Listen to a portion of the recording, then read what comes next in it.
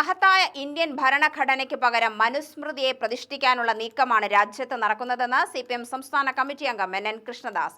വർഗീയതയുടെ വിത്ത് മുളപ്പിക്കാൻ പാകത്തിൽ ഇന്ത്യൻ മണ്ണ് പരുവപ്പെടുത്താനായി സംഘപരിവാറിന്റെ സംഘടിത ശ്രമം നടക്കുന്നുണ്ടെന്നും NN കൃഷ്ണദാസ് പറഞ്ഞു. KSSPU 33ാം സംസ്ഥാന സമ്മേളനത്തിന്റെ ഭാഗമായി പാലക്കാട് സംഘടിപ്പിച്ച തകർക്കപ്പെടുന്ന ഇന്ത്യൻ ഫെഡറൽ തത്വങ്ങൾ എന്ന സെമിനാർ ഉദ്ഘാടനം ചെയ്ത് സംസാരിക്കുകയായിരുന്നു NN കൃഷ്ണദാസ്.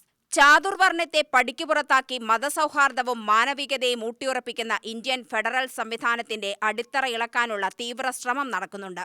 പള്ളികൾക്കടിയിൽ വിഗ്രഹങ്ങൾ തേടി പോകുന്നതിന് പിന്നിൽ വർഗീയതയുടെ കഥയും തിരക്കഥയുമുണ്ട്. വംശീയ ലഹളകളെ രാഷ്ട്രീയ അധികാര മുതലെടുപ്പുകൾക്കായി ഉപയോഗിച്ച സർക്കാർ ഇന്ത്യൻ ചരിത്രത്തിലുണ്ടായിട്ടില്ല.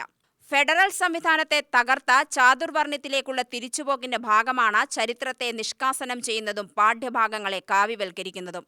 ഇന്ത്യൻ മതേതരത്വത്തിന്റെ നിലനിൽപ്പിനായി കരുതലും പൊരുതലും ആവശ്യമാണെന്നും NN കൃഷ്ണദാസ് പറഞ്ഞു. രാജ്യസഭ രാജ്യത്തിന്റെ സഭയല്ല. രാജ്യ എന്ന ഹിന്ദി വാക്കിന് സംസ്ഥാനം എന്ന മലയാളം. നിങ്ങള് ഭരണഘടന എത്ര ആവണത്തിൽ വേണമെങ്കിലും വായിച്ചോ. രാജ്യസഭ എന്നുള്ളൊരു വാക്കില്ല.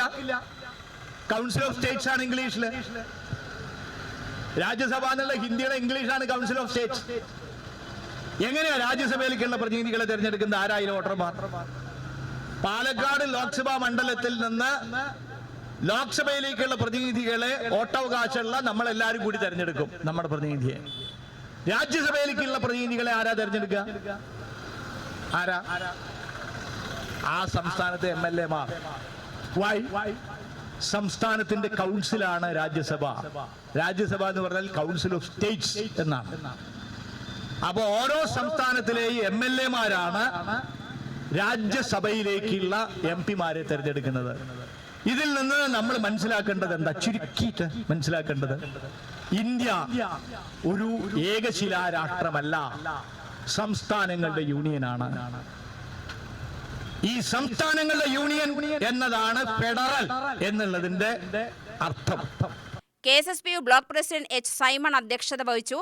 ജില്ലാ secretary PN Mohandas, vice president K. Renukadevi, B. Vijayan, PG Mohandas, N. Dandapani എന്നിവർ സംസാരിച്ചു. UTV news, Palakkad.